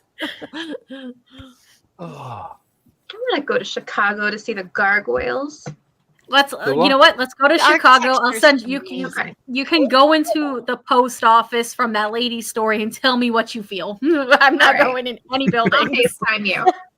Good. I ain't going in any buildings. Andy's looking on sorry, one eBay. Yeah. second. He's bidding right now. Oh yeah, that's not what you said. Only you bidding. Yep. Really? He's getting another Mothman statue. Right. I just No, looked it I'm up. just They're checking like something out. $400. They're insane Oh right yeah, so it's on the. There you go. So this exact one now on eBay is £340 plus VAT Oh, and delivery. So you're looking about £400 for that. No, I'm not How taking much is that offers. I'm USD? keeping it. I'm gonna go to about- Build-A-Bear and get a mini Build-A-Bear. Oh, Mothman. go get the Mothman Build-A-Bear. Oh, do you know how much they? Do you know how much they are in the UK? The Mothman Build-A-Bear for the big How one, much? £70. Jesus, they're 30. They're like $20 over here. I know. Oh, I'm sorry. From No. Build-A-Bear, it's $38. You can get the mini one for 10. Yeah, Yeah. yeah. They Oh. came out with a Mothman Fortnite skin, and I didn't get him. No. I was too obsessed with The Simpsons. Oh, jeez. You picked The Simpsons Yeah. over Mothman? They had stupid, sexy Right. Flanders. I had to get stupid, sexy Flanders. She's your mate. Kick her off. Nope. Oh gosh. Yeah. No, So we're gonna go yeah. with Mothman. So what about interdimensional beasts? What would that be considered as? I'd say like the rake or Hmm. With the no, not the So Phoenix. Bigfoot can think it's qualify. anything- Yeah, You Bigfoot. consider interdimensional. yes. Bigfoot could be interdimensional. Yeah. Because So- there's the theory that he pops in and out of, dimensions, and that's why you can never catch him because he's not Yeah. really in Yeah. that dimension. Question. Wendigos. You'll often see Question. one footprint, won't you? Yeah. Here's a question. So you've got Bigfoot, Sasquatch, supposedly interdimensional. What about the Yeti in the Himalayas or the Yeah, but Yowie in Australasia? Mhm. It depends on which aspect you're going as, because it could either be a yokai, which is Japanese folklore, or it could be essentially, you know what I mean? Like it can be some sort of folklore, like other spiritual paranormal being versus an interdimensional, like we're seeing it and going in and out of it. I guess that technically then yeah. That's the big question. If- Is Bigfoot physical or interdimensional? But that's the thing. It's Well- like the gods would be considered interdimensional too. Sorry. Yeah. No, I was just going to say, BMR Rob was in the chat, and I know he's had a Bigfoot encounter when he was out on the lake back in the day, and he had mind speak from this creature, and it told him what its name was. It's very, I think he said, correct me if I'm wrong, but spiritual. It was like making a direct connection with him, and then he spoke about this. So I'm not going to go into great detail about it, but what happened after that wasn't very good news, and he believes it was to do with this Bigfoot encounter that he had the day on the lake with him and his missus at the time. So could that be a harbinger of doom, like Mothman? I think we're giving warning. With the mind speed. So here's my question then. Where does, because if you look up essentially interdimensional beings, it's still considered everything that's already talked about. So where's that fine line drawn between essentially interdimensional beings versus just another cryptid or like a folktale type monster? Because those are all considered interdimensional beings. Well, this is the thing. So ghosts and spirits are interdimensional because they're in our dimension and they're in their dimension, possibly I believe at the same time. But we can be interdimensional. We can't use our physical body to do that because obviously restrictions of physics and what have you. But with astral projection and out-body experience, surely that's interdimensional. So we have the ability to do it, just the majority don't know how to. But then it's the very small figure of not interdimensional. If you think about it, is kind of essentially those sea creatures like the Loch Ness monster, because they're physical beings that can't jump through times. So it's very small few compared to a wider range that is everything, especially with demigods, gods, yokai, folklore, American cryptids. It's a whole thing. It's 4 that aren't considered. Or Nessie could still be interdimensional because nobody's found Nessie. What if There's also folklore. This is Yeah. also folklore. That's from Norse, Loki's illegitimate son. Yeah. It's the- So why don't Gargamon. we flip it the other way? What if all these dimensions are just like a layer on top of each other, and we're in all of them? How do we not know? Wait, that doesn't sound right. It's all right in my head. How do we not know if we are in another dimension at the same time as being in this one? We know we're in this one physically. How do we know metaphysically we're not in another one doing something the same, similar, or something completely different at the same time? That's the whole thing with Small World your right now. argument is past, present, and future is all happening at once. But if you are physically and consciously changing your future to make it better, at the same time, you are correct. You are changing your past to make it better than what it was when the crap stuff happened. Because if you're going forward in time, it's spanning off at branches. Yeah, so every decision you make, there's another branch. But then they're saying it's pulling. I don't know. Go to the upside down. They're pulling the past with you. So if you're doing the good stuff in the future, it's correcting the crap stuff that you did in your past. Or it just completely branches off with the different decisions that you're making. Andy, here's it's one all for you, though. Yeah. What if this is the astral and we're actually somewhere else in another dimension thinking we're the original and we're not? We're an astral projection. But so here we go then. So have you ever woke up? Obviously you've woke up, but when you wake up in the morning and you feel like you're not yourself, something isn't quite right. Things don't add up. Things seem a little off, and you don't feel like you are the real you. You like that dreamscape thing. You kind of feel like everything looks familiar, but at the same time, it's not what it should be. Can I tell you real quick that this happened at work the other day, where I'm convinced that I stepped into a different dimension, because I've worked at the same place for years and years and years. We have had one thermostat. I know this because me and my old store manager used to fight over time. I've got one. Carry on. I'll write it down. And something was broken with it. We had to call service channels to get it fixed. And then they're like, oh, well, we don't touch that one. We only touch the one up front. I'm like, wait, there's not another one up front. One up front. There's three. There's 3 thermostats in this place. Like, no, there's not. This is because they do my dimension. In defense, they do have these weird ones that only people who know how to fix the systems know what they are. No, everybody else knew about it. And I'm like, no. Except for you? I've had me and the one girl that I work with, who's also been there a really long time. And that same day, a customer called us, a patient called, and she was insisting that she was not in this morning, but my coworker had a full-blown conversation with her. I've done that before. The whole conversation, but supposedly she called and acted like she had no idea. So my old job was doing the waxes, and I was right up in front of the store was where my stuff was, right?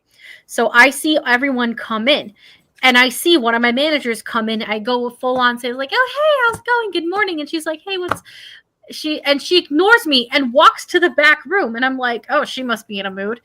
So then I'm like, "Oh, have you seen so and so? Like, I saw her walk in and now I can't find her. She on a smoke break or something?" They're like, "She's not here yet." I'm like, if you go on the cameras and watch, she physically walked in here and I saw her. And they're like, "No, she didn't come in." And me and my coworker were like going bonkers because we're like, we full on said hi to her. We thought she was ignoring us. And then she walks in and we're just like, "Where were you?" And she's like, "I just got here." Doppelganger or a residual living. Right, I've got one for you. Right, I'll just tell you this quickly because this is absolutely insane. So I've had the same. No, I noticed it last week. Okay. Excuse the drawings. These are wheels of my car. It's probably why it doesn't go very well if that's what they look like. So I've got 5-spoke alloys. I've got a Ford Focus. Yeah. So that's the rim of your car. So that where it's faded, so that's like 1 spoke, 2, and where I've shaded it, that's a gap looking through the tire. Yeah. They've been solid. Yeah. Right. looking at it the other day, I thought, oh, it needs a clean. It's not. They've got 2 spokes, one either side and a gap in the middle. One either side, gap in the middle. I've had the car nearly 7 years, and I've only just noticed, and I, nearly 100%, are adamant that they were solid 5 spokes, like no gap in the middle of the spoke. And it's not. Have you changed the tires recently? Nope. I've got new tires on it nearly 2 years ago. Don't use the car that much now, so the maintenance on it isn't too bad because I have the van to get to and from work. I only use it for going out shopping, pick you up, all that kind of stuff. But I know that they were solid 5-spoke alloys, and they're not the 2-spoke with the gap in the middle. I think they call that Mandela. Mandela effect. Like the cornucopia. That's the worst one. I'm convinced that the government is gaslighting us. Shazam's a bad one too. Yeah, but Shazam. Like the superhero? Am I saying that wrong? No. The movie. Shazam and The movie guy. Sinbad. Wait. Yeah, the Sinbad movie. Or are you thinking of the one? Are you thinking of the genie one? See, they already messed me up. No, that's Shazam. No, she's right. That's Shazam with Shaquille O'Neal. Yes. Kazam. There's 2. Kazam is with Shaquille O'Neal, and Shazam is with who is it? Sinbad. Isn't that crazy? Well, the Sinbad one is the one that now doesn't exist. Yeah. Even though I've seen movie posters of it, but it's not on any movie database or even in his credits, but I've seen the poster. Talk about canceled. He hasn't done it, but he did. I saw it. I know. I remember seeing that for sure. And then you got the Berenstain Bears and the Berenstain Bears. Yeah. Don't even get me started on those. There's loads. I know. There's loads of them. Loads of those, man. Too many. Chick-fil-A is another one that didn't have the little lines between each bit. The Home Depot. Yeah, there's so many. Wait, there's loads. What's the Home Depot one?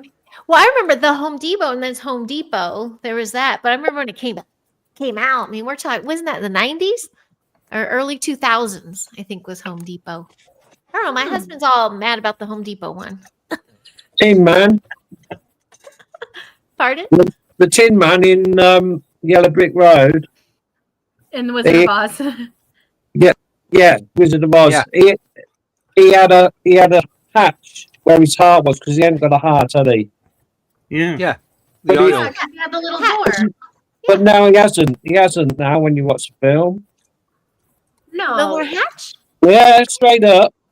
Then where does he put his heart at the end? I know. Or did they cut it? Don't know. No. It's like Nicole said. As it's far like as Mandela gaslighting. That's what's going on. As far as a Home Depot, it was the Home Depot and then got changed to Home Depot. Just advertiser wise? Just advertiser wise. Not Mandela wise. I just looked it up. Never mind. I meant to say that. You can see the patents for the cornucopia. That one's a bad one, yeah. Going back, sorry, I'm not trying to cut anyone off, but going back to the wheels and like, even though it's Mandela, how do you know that's not interdimensional? So we've gone into another dimension. So no, you just jumped the timeline. Yeah. Straight up. Could be, but what's not to say we've gone into another dimension and things are not quite the same. So little detail changes when you go to a different timeline. Yeah. Well, that's like, have you ever been like driving down the road and like where this person's where this person's house is, or where the certain landmark is, and you go that way consistently, and then one day you're driving down and that thing is now on the other side of the road? Like that's what makes me know that I'm like I jumped. I keep that gas station wasn't there. I keep thinking frequencies and vibration. I keep thinking of even when we were first talking when Mike was talking about the first thing we were doing, like contact. It's all about the frequency and vibration. Yeah, I feel that even in LA, like the different neighborhoods or road trips, traveling cross country, all this, going in a place where it has a different frequency, it has different colors, it has different. So is that interdimensional, or it's literally just different vibration? But with you saying that, if the frequency or the vibration changes, then that could change the outlook of everything, because it's going to change the metabolics of everything. Yeah. That's my big word of the day. So. My metabolic's slowing down. I'm full of pizza. But Andy, you just want to say bollocks. I do. You know me too well. But Andy, I had a guest that specializes in the Mandelas, and she says we are timeline jumping, dimensional jumping, and so that's why you will remember something that other people don't. And so it's like it's fascinating because even like the sun being, is it yellow, orange, or white? It's white. Everybody remembers the different colors. I remember it being yellow. But, I think it's yellow. It's white now. Bright white. But is that because it's dying? Because the sun's just a giant, like scientifically, it's a dying star. You know what I mean? Yeah, but it's not supposed to die for billions of years, so I don't think it's all right. In our lifetime, we would see three different colors. Yeah, NASA have got spare ones. It's all right. You know what's really insane? I'm not even joking. That's true. The amount of aurora borealis. Yes. The amount that the aurora borealis has been seen frequently. There's been like 3 sightings in our area. I mean, I got the key picture of the house, but like, there's been so many, and it's insane. It's like, oh, last chance to see it, and now it's like the most common. Yeah. Every like 2 months, there's more. Up until up until 2 years ago, you could only see it on the like north of Canada, like right, like Alaska, to Scotland, like the Orkney Isles or the Faroe Isles, like the most northern point before you get to the North Pole.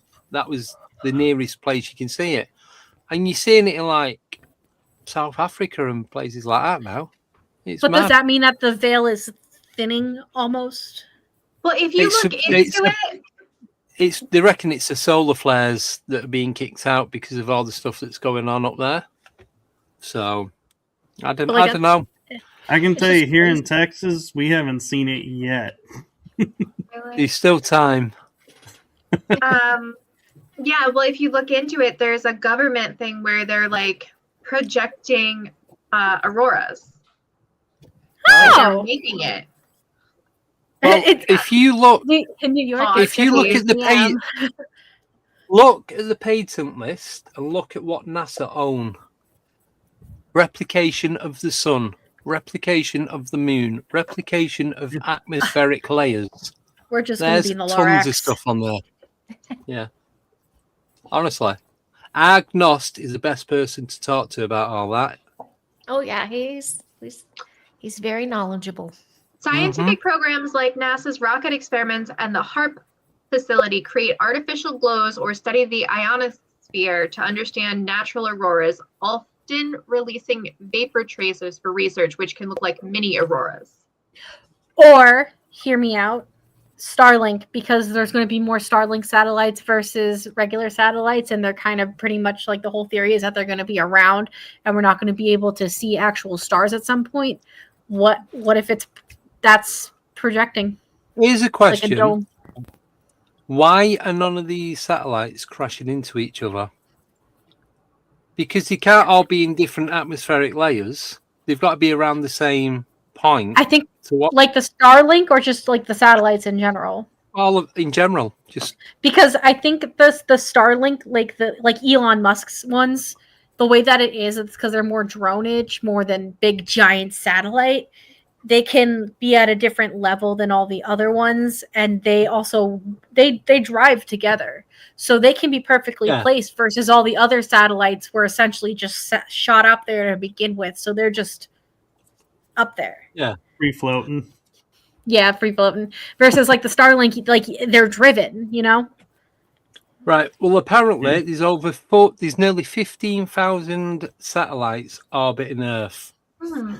Yeah, but we are a giant ball in the sky, so it's not like the thing is, out of space up there. There's 15,000 of them, but there's only less than 5,000 are actually active. So it's a bunch of space junk. So there's 10,000 plus that are not doing anything. It's gonna come crashing down like in future. Have you ever seen that Futurama episode?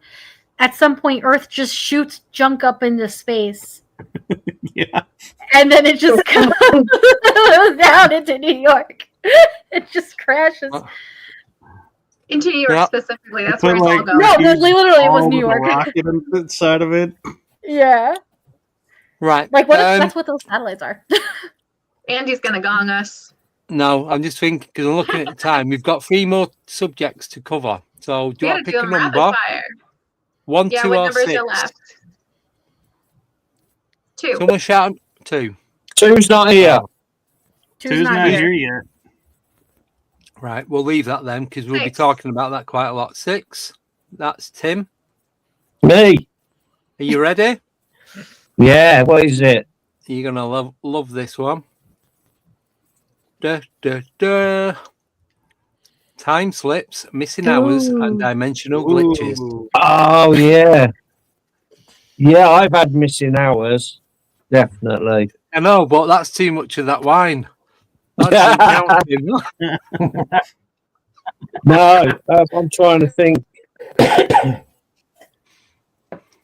Yeah, glitch it. Oh, God. There's so much stuff, I don't know where to start. Can you do the missing Start with hours? time slips. Oh, anything Yeah, you want. we'll go with time slips first. Yeah, I don't know how to put it into words. Can somebody else start discussing it while I have a think? The only thing with time slips or like are time slips and missing hours essentially the same thing? No. No. So what The is time what is a time slip versus a missing hour? Time slip is When you more go crossing in a over different time dimension. zone. Yeah. Yeah. And you go in a Not different like- time zone. Not like Mi- Central yeah. and Eastern and Pacific. That's Missing time, I relate to ETs. My mom had a big chunk of more like 16 hours missing for her. And that was when she was studying and she was trying not to get taken. And voila. Yeah. So all of a sudden she's like, shit, what just happened?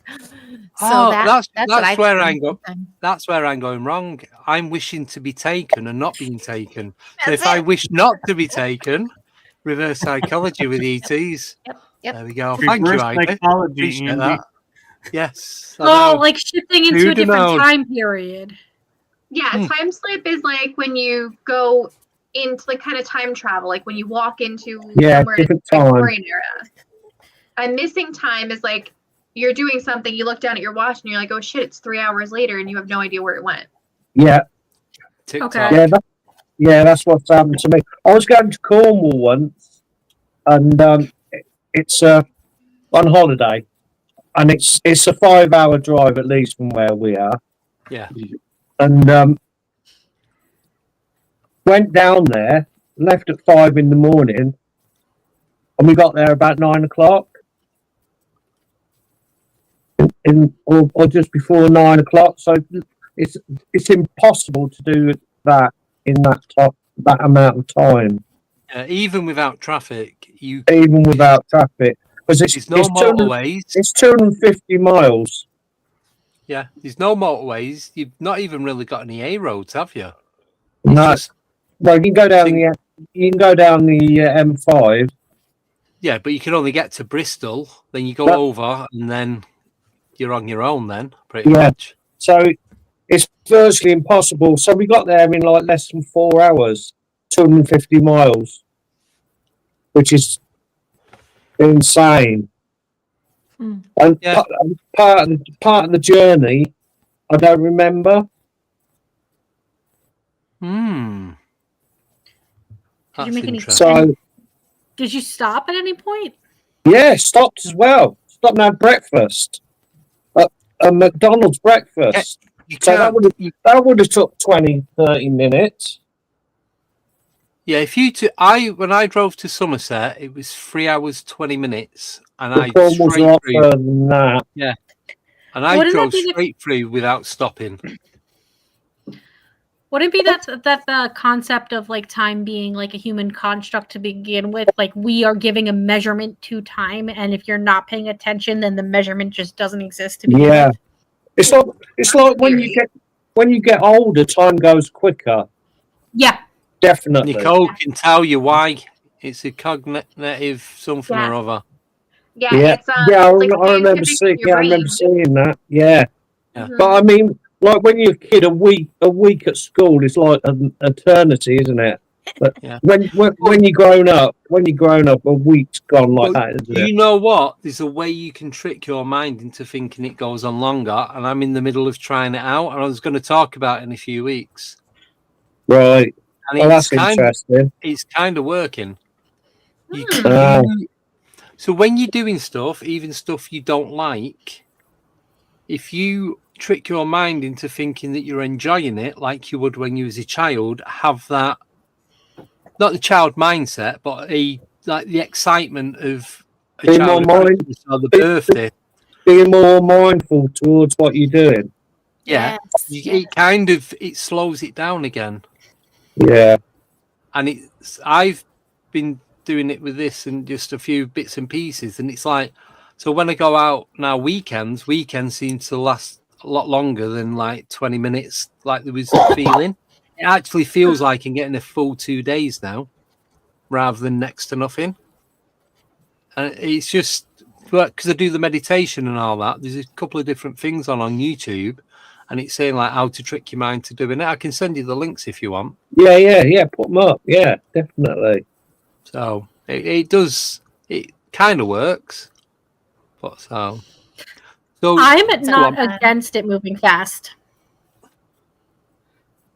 Say that again. I'm not against time going.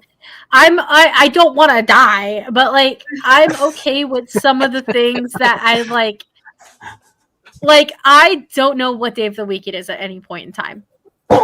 I'm like, oh, it's already like Tuesday of next week. Crazy. Like that. I enjoy that because it means I already got through what I had to get through. But you're like wishing your life away. Yeah, but then I get to, like my longer time is like when I'm spending time down, with my dogs and like doing art. So it's like all of like the stuff that takes longer is the stuff I already cared about doing anyways. But like work, I'm just like, I'm done. Brunch done. Everything's done. Actually, teach me. I'm going to challenge you, Nicole, on that. Yeah. Because I don't think she's wishing her life away. She's just getting done with the mundane so she has more time to enjoy. All right, that's fair. If somebody wants to teach me how to get through the work week faster. Yes. I'm open. Sleep. Just love what you do and the time will fly. Well, where I work, I can't sleep. No. Just shut your brain off. Like you just got like that's the thing. It's like when you're focused too much on the work, that's when it like starts to drag. If you're just sitting there and you just go through the motions and you're just like like with cooking, I'm just sitting there and I'm like, oh, I know how to make this like easy peasy put together 1, 2, 3. If I don't have to think about it, it doesn't matter. I'm just doing it on automatic, So and my brain. I now do that at work. So every day, regardless of what route I go on, I have the same concept and same focus as to each day, and just do each job at a time. And it's just a nice flow. Yes. It's not There you go. here, there, and ever. It's just, it takes the same amount of time every day, whether I go quicker or slower. But if I keep at this constant meditation, is it? Which one? I would say meditation. Meditation. I've been teaching the kids all week this because we're studying ancient India, but we're about harnessing their energy because almost like a Stranger Thing, this powerful thing that they have. Focus on it and pay attention to your senses and enjoy the moment. But you can be really powerful doing that one if you thing. can control that energy. It's really cool. Then you can get it to go or whatever. Yeah, mindset. That's it. Whatever. But then something slips in and just messes it up, and then you just screw it for like a whole week.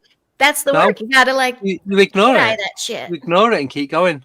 Honestly, so it works. with my job, I have to like if I'm not going, I'm stagnant. There's nothing for me to do.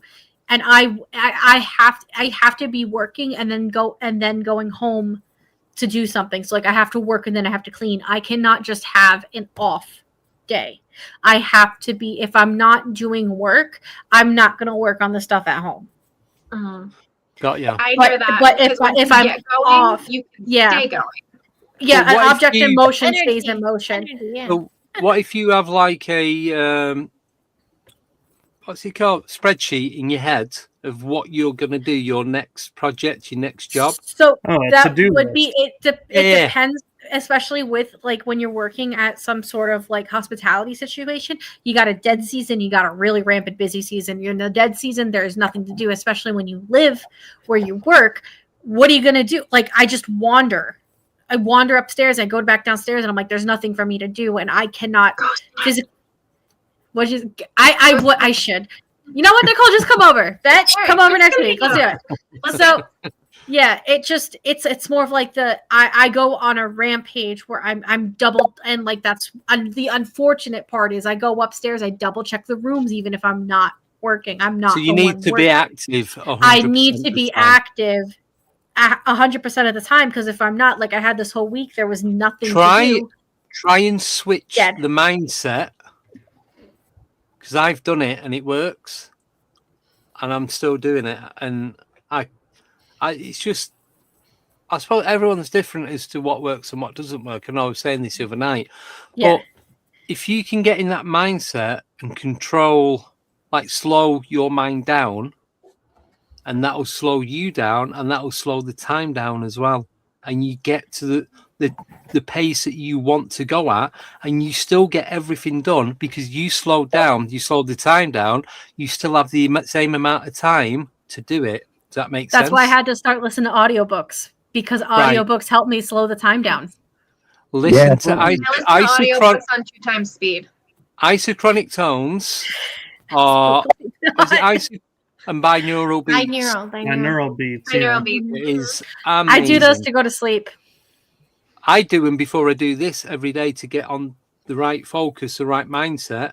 So I listen to it for about an hour and a half before I do these each podcast. So then when I come on, I'm voice messages. yeah. I was like, what are you listening to? It sounds like you're at a rave. I was Rave. There's a Self-rave. Whoop, whoop. I have Back a in the 90s. suggestion for you, B. What happened? I have a suggestion for you. What is Because it? you say you go to work and then you clean. It's like that's your routine. What if you Because I got have up, to told clean. yourself, wow, Great what a shit. day at work, even though you didn't go to work, tell your mind, oh, that was a nice day at work. Boom, you'll go right into the That would It's be true. so great. It Just works. again, just dog training. It's fine. It'll Yeah. totally work out. Just dog train my brain. But it's like, because it's I think it's also half and half. You're cleaning for work. You don't want to clean on your off time. Yeah. So that's why Yeah. it's like object in motion stays in motion. You got to keep going while you're Yeah. going. But the And mind then is I really know what cool. you mean with the hospitality. There's always something. I used to do hospitality too, or of being of service. So there's always equipment to clean, or the truck Yeah. to clean out, or da da da da. So my off time, unpaid time, I was still working, but Yeah. it was, and it's more like, but you know, yeah, the podcasts and gummies. Gummies help. Lots of gummies. Yeah. I would Right, if I wasn't taking the phone. Right. I'm going to share this link. I'm going to put it in the private chat and the normal chat. And this is the guy who does it. So the guy's called Jason Lewis, and it's called his YouTube channel is called Mind Amend. And I listen to the UK house and drum and bass versions of it all. Drum and bass. And it is just, you've got instant mood lift, ambience, different hertz, whales, focus for complex task, productivity booster, soft focus, complex task, deep house, ADHD, intense focus, cognition enhancer. There's everything on there, honestly. I like how the I'm- study music tracks all have animals with headphones. I know, it's wicked. It is so good. Now, I've been listening to him now for about 12 months. and it's just some of them are saving because the mixes are really good. But it worked. It's worked for me. It took me about, I'd say, 3 months to get into it, and then once I did, I'll listen to it, and I'll listen to it to go to sleep. I'll listen to it to when I'm out at work. I'll listen to it just as and when I want to. So, and it does it. It gets you in that place where you know you need to be to do what you need to do. And since doing that, I'm not going to be big-headed or anything. I've not failed on anything that I've needed to do. Everything I've planned to do, I've done it. And it's like, why can't I have done this when I was a kid? Do you know what I mean? You look back and think, I needed this like a few years ago, 20 years ago, when I was like 10. What do we got, So- Andy? How many more topics? We have one more left. Check, remember. So Let's who's see number what one? number is? Who's gonna pick what number? Well, we've got number one, so I'll let you all guess. Here you go. So you have shadow people Oh, and visitors in the night. Oh, Yeah, let's go. that There you go. I'm at shadow people. Whoa. I thought it was gonna be like kids, like something kiddie. So I'm like, okay, but this relates to kid stuff because, yeah, that just reminds me of being a kid and seeing the shadow people and visitors in the night. Okay, so yeah, maybe Google did get me right. So, so we just share experiences, right, or just our impression of it. Whatever Yeah. you want. As Well, long as interestingly enough, I'm moving back to a part of the country where I had these experiences. So let's see what happens to me now as an old lady. But yeah, the bumps in the night. I was like tween into teen, like 12 to 16. But we lived on Lake Michigan, super hot spot. This place is notorious. It's where was it ICANN or some ET UFO thing was created in the 50s that moved to Sedona because there's such a hot spot. But anyway, my mom and I started getting contact every night. And for me, I came from the world of fairies and Bigfoots that in a happy thing in Oregon. And this was like kind of dark and scary. It was the sleep paralysis in my bed. It was the shadowy figures in the hallway, or, you know, when I'm in my bed, seeing him in the hallway. But then I started seeing them randomly out the side of my eyes, or, you know, shadow figures here and there. And I think the scariest part was being out. Well, the scariest part was in my bed in the middle of the night when I would have sleep paralysis moments and then like white lightning in my room. And then I'd go to my mom and say, you know, we had a storm last night. And she'd be like, no, we didn't. I'd be like, Oh, what? But then it was what's even scarier is I'm glad she didn't tell me at the time, because I feel like maybe I was too young for it. But later in life, she told me at that time she was having the loss of time. She was having figures in her room, but hers she could see more clearly. She had Native Americans show up. She had there was this old doll. I can't remember his name. Speaking of dolls, but the doll would show up. She didn't have the doll, so that was pretty creepy.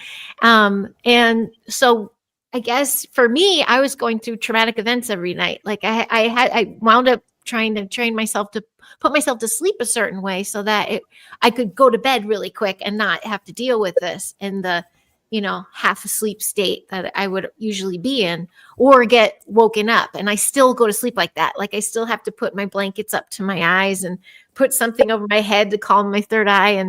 And it used to be night lights for a long time, but I'm better with that now. But yeah, the shadowy figures, man. And then when I became a mom, when it started happening to my son, that's when I was like, I went full Sigourney, and I'm like, I got to learn this shit. I got to learn why isn't it the high vibratory experiences I was having certain times in my life? Why is it the dark experiences? I thought we were a high vibratory family. So I was trying to learn tools and techniques to kind of like, you know, say, don't come to me. I was learning the Care Bear blast tummy thing, and, you know, like trying to teach my kid, like, you know, say you're not ready, say you're Christ's child. I mean, we're not biblical or anything, but cast a golden orb around yourself and empower yourself, that kind of stuff. But those shadowy figures, man, I got my mom, they got me, and I got my kids. So I feel like they could be generational. It could be this hot spot for where we were all conceived and then where we all lived. It could be any of that stuff. I could go on for a long time about these, though. So you're going to have to either chime in or gong me. Yeah. It was. So I have a beautiful one of Chicago, actually. So this was in Door County, Wisconsin. This is about 40 minutes north of Green Bay. It's a peninsula. I had beautiful experiences in Chicago. I also was this party girl in Chicago, so I don't remember. Everything was a blur. But in the suburbs of Chicago, I was about 14, 15. This is after my summers in Door County where the trauma was happening. I had an experience outside Chicago during the school year that was beautiful. Like I caught myself, I woke up, but I could see the carpet. I was like floating above my carpet and getting put back in my bed by some billowy white blue figure that came from one orb down to this billowy thing. And I just remember thinking peacefully, like, oh, thank you. Thanks for being thank you. Like this isn't scary. I see colors. It was colorful and pretty, and I felt peaceful. I felt like lovely. Whereas the shadowy things, I felt like my breath was being taken or something, like cat's eye, or like it just something was wrong. Whereas that pretty experience felt nice. Yeah. So you can have any of them. Where do you think like I don't know, like in the concept of shadow people, because of, like, I don't know, do you think that's like the bad intention ones that because you're spiritually, like, especially as you as a kid, you said your kid and then your mom, do you think maybe because of the fact that you are susceptible to it that they just kept like the ones that were more negative on the side of energy just decided to kept getting drawn to you versus like it could very well be like late in life trying to learn it all. Was it being high vibratory, being myself, that it was trying to like suck it? But then I think that's what saved me in the long run. Like I felt that was my protection in the long run, being a high vibratory. But it was like one scary night and then you go to bed scared every night. And then that's the frequency you put off, is being scared. Yes. So then I was like a target. And so, and same with my mom, like that loss of time night, she was freaked the F out. She said she had an encounter. She had this light situation, the ships over the water and stuff. So she found someone in town who had similar experiences. He called her to this little speakeasy gathering to talk about this stuff. And she was just like, holy shit. Yeah, that's what I saw. And they're like, don't call it in. If you're not ready for this, don't call it in. So she went home panicked. Had puts of coffee, turned on TV, like I'm not wanting this. And then she called in. I'm like, oh yeah, you look a little scared, kind of like a Loosh effect. But I as Andy and Michael and I've been on your shows and talked about these things before, that I've also had some really beautiful positive experiences too. And that's why I became a teacher and I work with kids to like harness, make sure they're protected in all these little dimensions and also have the beautiful experiences too, and understanding that we're much more powerful. Like we're very powerful with what we have and what we have to offer. So I went through like this weakness bit. The shadow part could even be my subconscious of like, because I didn't have a face to a name. It could also just be, like blocking it out. Could have been blocking it out in general. Yep. And then I read communion and then I started to picture things. I thought it was little communion grays and everything all over the place. But for a while it was shadows. And my little dude, it was always the stairs. So we just kind of cleared the house. And at the time, it was my grandpa passed. And, his grandpa passed. I'm like, maybe it was him. So I asked him, I go, hey, if it was him, I'm like, hey, Dad, you might be scaring Huck. Can you just not? And then it kind of stopped. So his shadowy figure could have been an ancestor. So I don't, I like to put all things out there on the table just in case. His ancestors show up too, and they could scare people. And they're like, "Oh, I saw a shadowy reptilian." I'm like, "Or was it Grandma?" And she forgot to put cream on.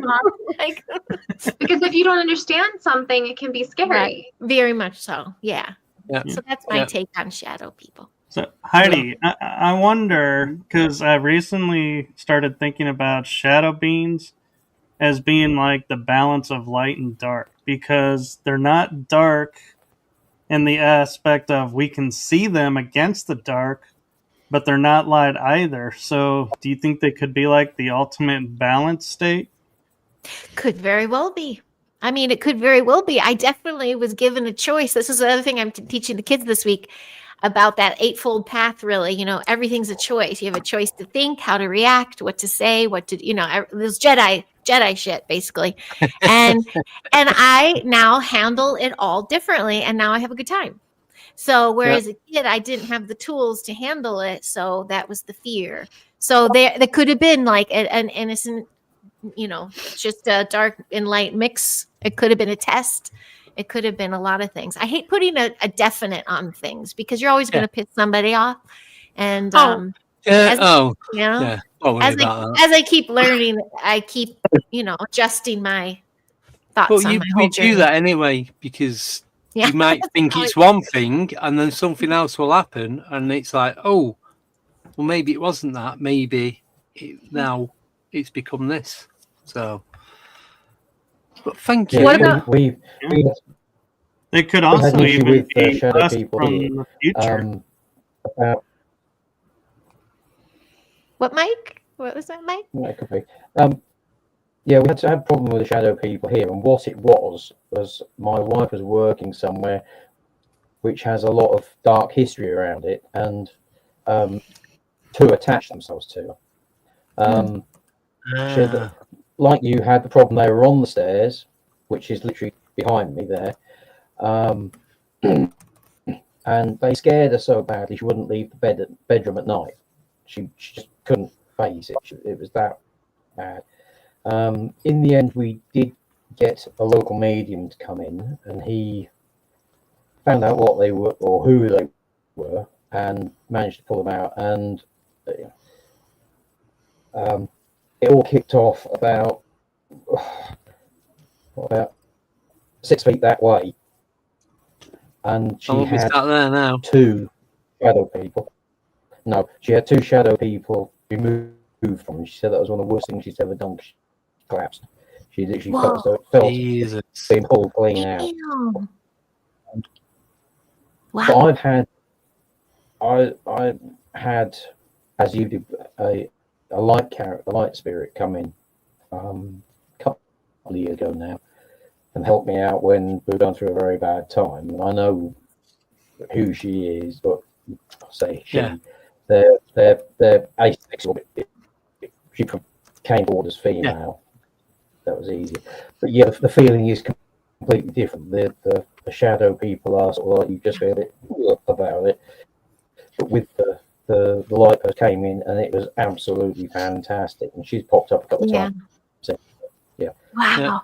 Can I share super quick, just really one more last minute shadow thing, is that it has to do with my kid's biological dad, who was an addict.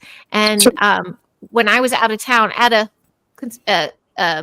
paranormal convention, believe it or not, this was about 7 years ago, I had a friend, and we were still he would visit the kids. I lived on my own with the kids, but my best friend, who was kind of a medium, was staying with the kids. She called me out there, and she goes, your ex came to say goodnight to them, but when he walked in, 7 shadow figures walked in right behind him.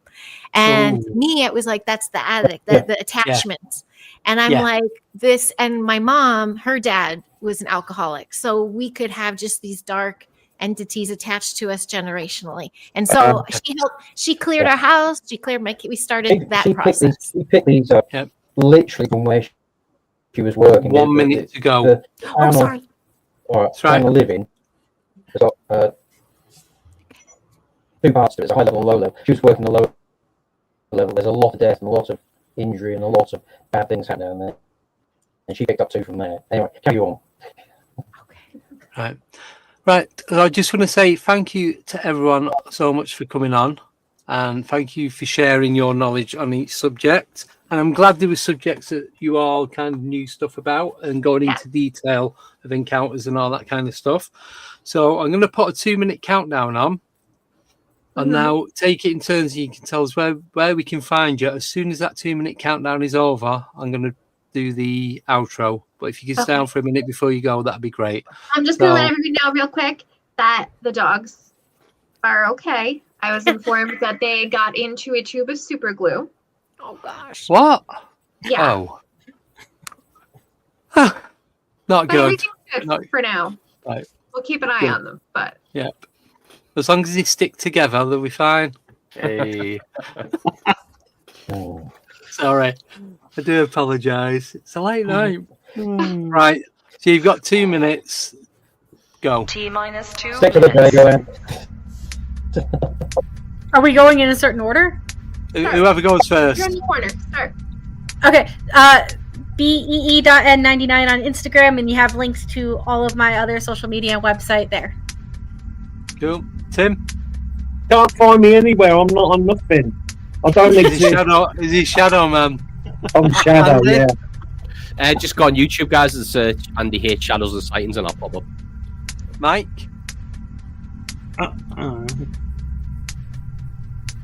Mike? I'll just appear on Facebook, just look. Yep. Heidi?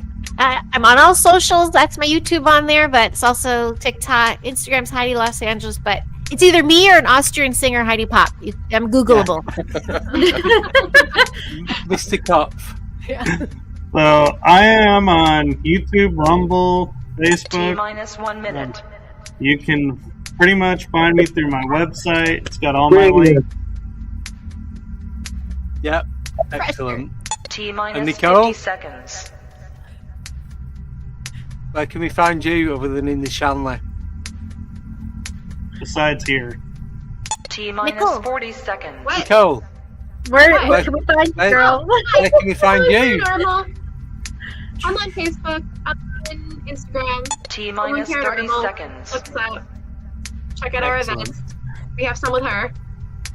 Yes. Excellent. Right. Thank you. Thank you, everyone in the chat. Thank you, all the moderators. T-minus 20 We are now seconds. doing 3 days a week: Monday, Wednesday, Friday. Monday 7:30, Wednesday 8:30, Friday 8:30. Wednesday's going to be stopping. Me and Nicole are going to be pre-recording Encyclopedia of the Unknown, and that's going to start on the first Wednesday of January. And that is it. So thank you, everyone, for joining. Thank you for all the pizza, guys, and we'll see you all very, very soon. Have a wonderful weekend. See you all then. Bye bye.